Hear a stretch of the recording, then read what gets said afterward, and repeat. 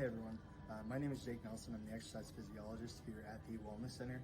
A little background on me: I graduated from Western Illinois University with my degree in exercise science 3 years ago. Since then, I've worked for a chiropractor with a team of nurse practitioners where I specialized in rehabilitation. I worked with a few hundred patients throughout the 2 years that I worked there. I worked in tandem here at the Wellness Center in personal training, and then most recently this past year, I've become an exercise physiologist. Today we're going to talk about ergonomics and the importance of ergonomics and the exercises to prevent workplace issues. When people typically think of workplace ergonomics, they think of strengthening exercises and stretching exercises to prevent injury over time. What that means basically, if you're a welder, a construction worker, you're a lot more likely to injure yourself or your rotator cuff. So you'd want to do strengthening exercises to prevent that, and stretching exercises to help prevent muscle imbalances that lead to those injuries over time. Those things are pretty easy to measure. What's not so easy to measure is the little things that you do every day that give you low back pain, hip pain, and knee pain caused by inactivity. So a lot of people that work at the desk or sit down the majority of their day, different muscles get tight, different muscles weaken over time. Over years and years and years, this leads to chronic pain, which leads to arthritic issues that lead to replacements. So this is a lot harder to measure how important these things are. So I want you guys to do these exercises so you can see for yourself how much better you feel. Along with that, another factor of these exercises, they'll probably burn close to 100 calories per day.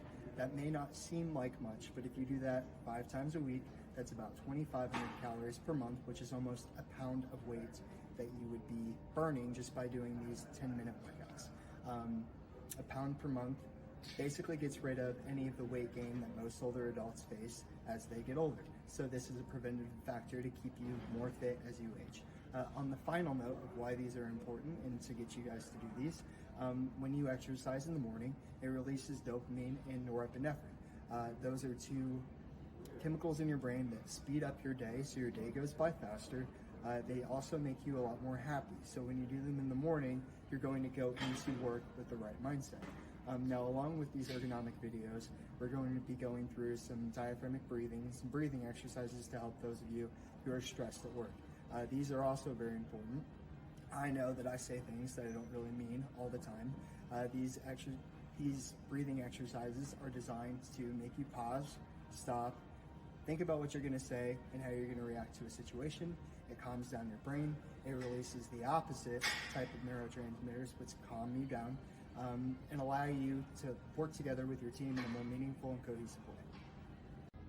The first thing you want to release on your upper body before you do your upper body exercises is your pec minor. You can use a tennis ball, lacrosse ball, massage gun, or in this case, we're going to use the foam roller to release this muscle.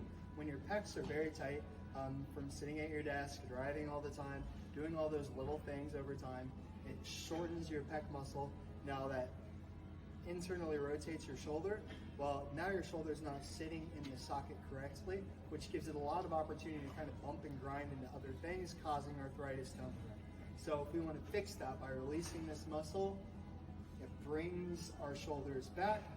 Now we can do all of our stretching, strengthening exercises to help keep that posture forever. People always talk about their posture. If you're worried about your posture, it's probably too late. You want to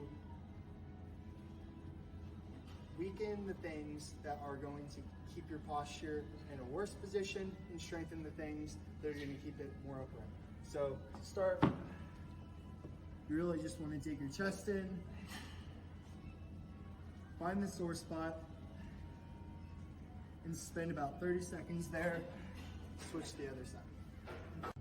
So the next exercise for foam rolling is going to be release the lat muscle. Same thing as the pecs.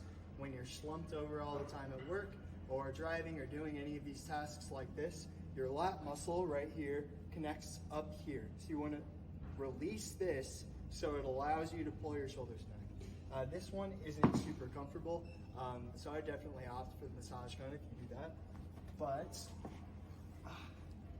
dig down, place as much weight as you can. Now with your hand, you're actually going to turn your hand to find the spot. It's going to be right up in your armpit. You'll know when you hit it. Spend about 30 seconds to a minute there. After you get done, especially with the massage gun, if you can only raise your hand up this high prior to these exercises, it will probably be closer to completely upright after these exercises. If you opt for using the massage gun, put your arm up, do your pec minor. As you're going, you should be able to stretch your arm further and further back.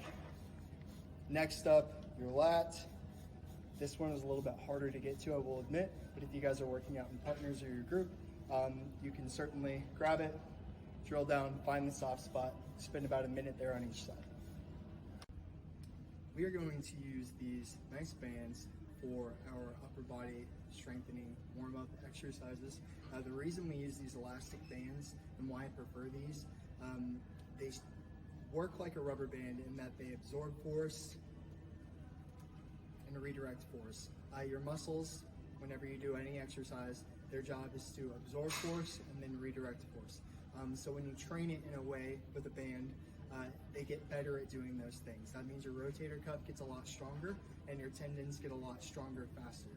As far as prehab exercises go, these bands are great.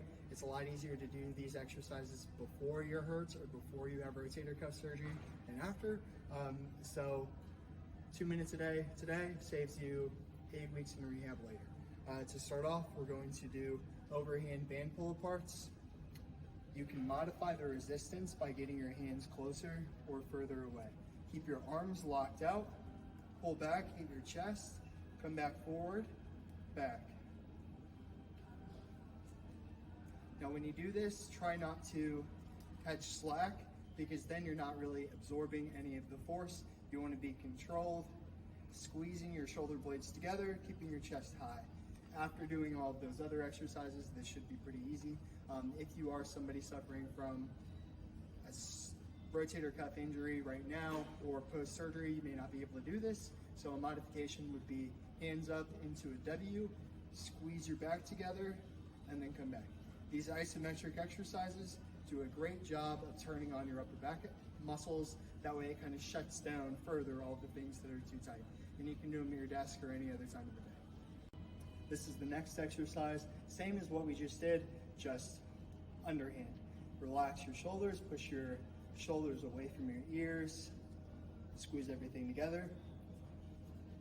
This will work a slightly different portion of your back. Your thoracic spine is going to get very strong doing these things. Your posture is going to improve, and your rotator cuff and shoulder health is going to be greatly improved as well. The final exercise that we'll do, band external rotation. Grab here and here, externally rotate your arms, come back slowly, externally rotate your arms, come back slowly. You want to keep your pivot point, which is your elbow, directly pointed down, chest high, and this is a great warm-up for any of your exercises as well. And the last exercise I have for you guys today is the push-up. Now there are 3 different variations that we're going to go over. The push-up is a great exercise because it works your entire chest and it helps stabilize your shoulder through a full range of motion. And it also works that back of your arm that a lot of people try to burn body fat in. This is a great way to just kind of strengthen your whole upper body. Now when you do this, take a big breath, keep your core tight. We're going to start with the wall push-up variation. Get as far away as you can, come down, come back up. Anytime you do any pushing exercise, grab the wall, rotate your arms in, that's locking your shoulders into place, so they'll be about 45 degrees whenever you're doing the pushing exercise. This is the same for push-ups, this is the same as bench press, military press, anything. You want to screw your shoulders into place, lock everything in, and come back. Wall push-ups might be very easy for some of you guys, but a real push-up might be too hard. So next up, you're going to find a bench or a chair that you can rely on. Put your hands here and here, do the same thing, lock your elbows into place. This might feel kind of goofy if you've been doing push-ups like this for a long time, but trust me, it only takes a couple of weeks to get back to normal. Same thing, take a deep breath, keep your core tight, come back, touch your chest, come back up. And you can do all of your sets like this. And then the final modification is just a real push-up. lock your shoulders into place. And drive.